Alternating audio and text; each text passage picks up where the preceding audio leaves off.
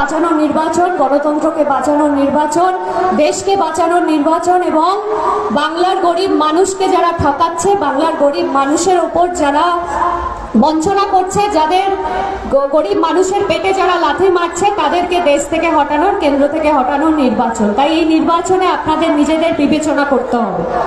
যেই নেত্রী আমাদের ডাক দিয়েছেন বিজেপি হটাও দেশ বাঁচাও, সেই বিজেপিকে একটাও ভোট না, নো ভোট টু বিজেপি।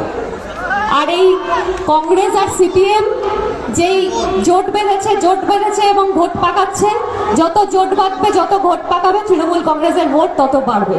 কারণ আপনারা দেখেছেন 34 বছর সিপিএম এর অত্যাচার, শাসনের নামে শোষণ, এবং বিধানসভায় যেটা সাহেব বললেন, আবু তাহের খান সাহেব বললেন যে বিধানসভায় শূন্য পায় একটা দল, সিপিএম এবং কংগ্রেস। ওদের লজ্জা করে না, বিধানসভা পর্যন্ত যেতে পারে না, পশ্চিম বাংলায় নিজেদেরকে বিরোধী দল হিসেবে প্রমাণ করতে পারে না। যারা কলকাতা